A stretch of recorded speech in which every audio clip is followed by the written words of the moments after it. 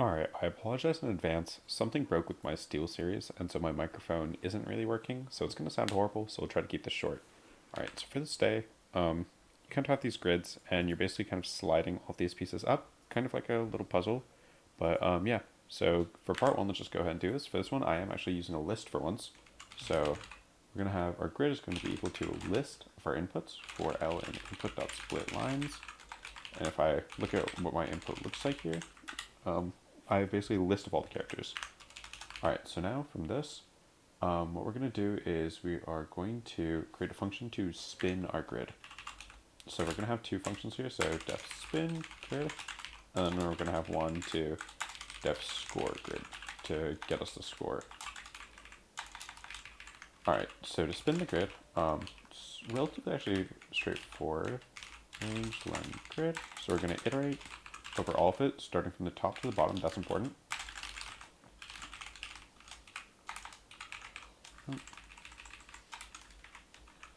Alright, so here we're basically iterating over the grid from the top, bottom, left to right. Left to right doesn't matter, but here.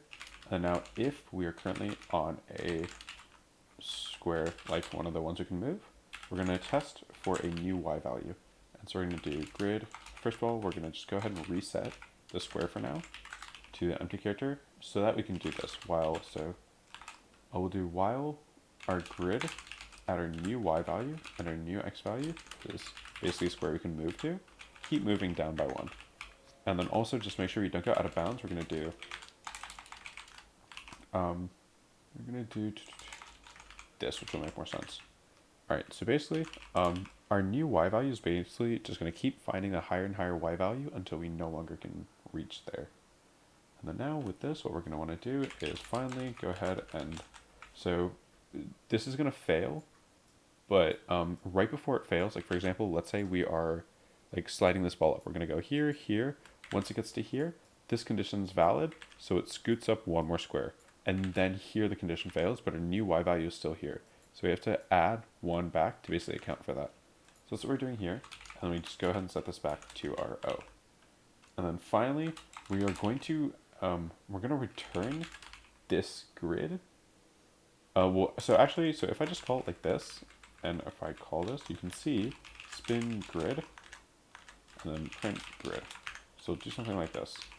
And then I'll do this little trick where I'm basically going to print out all the elements like this, and then specify to print out with a new line. And so now, if I run this, cool, let's go ahead and fix this. Oh, probably should say an and. Alright. So here, you can see, this is originally the test case that we have. You can see this little L shape here, and then L shape here. And then finally, after we run it, here you can see we kind of have this little fat F, and you can see we have the same F here. So cool, this is working. Now let's go ahead and write our score function. So we're going to copy over all of this part because it's going to be the same, and then we'll set a variable called answer, and then return answer. So now all we're going to do here is our answer is going to add to basically our length of our grid minus whatever the y value is. So like for example, if the length of our grid here is 10, and then here our y value is 0, we get a 10. So cool, now let's go ahead and return this, so score grid. And our grid is getting modified because lists get passed by reference in Python. So here we're getting 136. If I go ahead and submit this, boom, we have the right answer.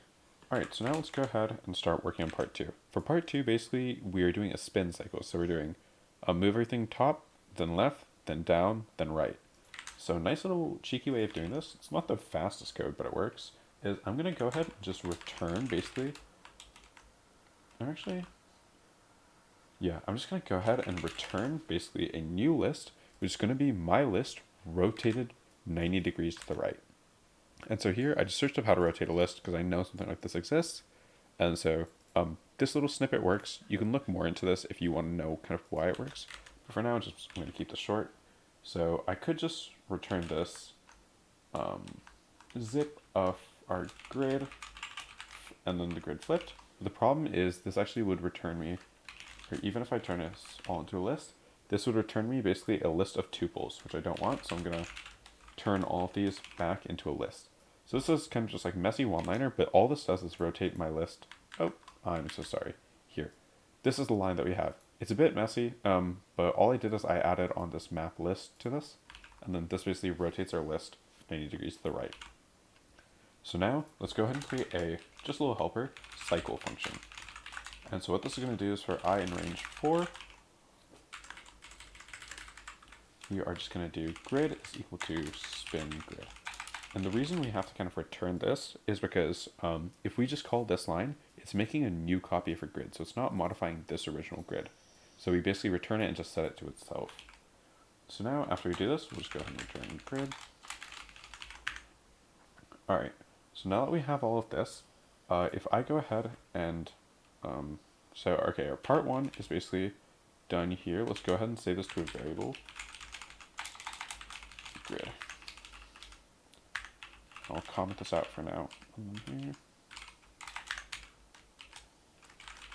And let's just make sure everything still works. Cool, still works. All right, so now for part 2, basically what we're gonna do is we are going to do t is equal to 0 for basically our time, while t is less than our target. We are going to grid is equal to cycle grid t plus equals 1. And then here we could just leave it like is. And so if I just go ahead and set this like t is equal to 3, and I'll just add this print in just so you can see it's working. Okay, let's see what we see. Oh, that's because I ran out my test case. Let's see what error we're getting. Target is not defined. Oh, I should define that. Target, and so we'll just set it to run 10 times right now. All right, and here, let me go ahead and print out what time we're at also. All right, cool. So here you can see, that's not ideal. Oh, why did I say 3 here? That's my bad, right here. And now, so here, we should be seeing something similar to the example. So here we can see 4 zeros to the right here. If I look here, we have 4 zeros to the right, and then we see this little L shape here. We see a little L shape here. Oh, sorry, I scrolled down. We see the little L shape here. And then here for 2, we can see we have this little Tetris piece, and then 1 spot here. And then for 2 cycles, we see the little Tetris piece here, and the 1 spot. So we can trust that this works. So the problem is if I just run this for God knows how many times they want, I think it's here. All right. If I just run it for this amount of time, it's going to take my computer, and I think pretty much any computer, like at least hours, like something like that. Don't quote me. But so, common thing that happens in AOC is basically cycle detection.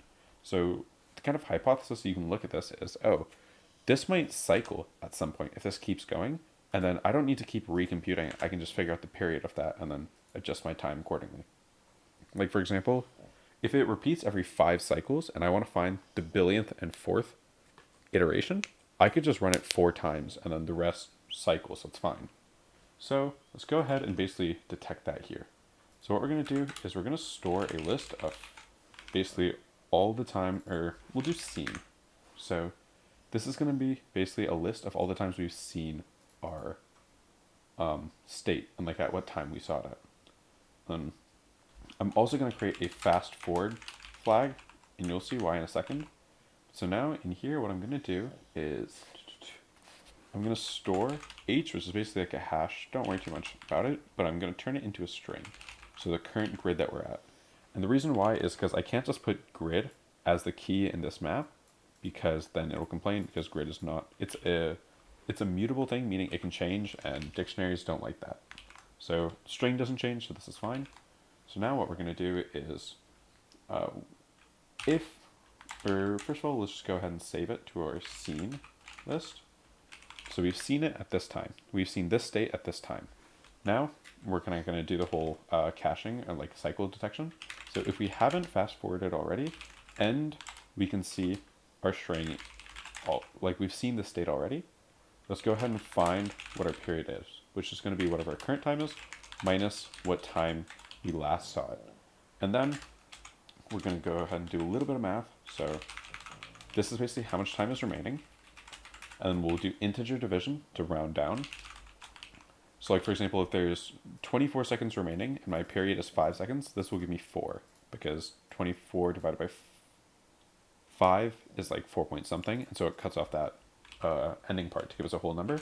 And finally, by multiplying by period, we end up with basically like as far forward we can go.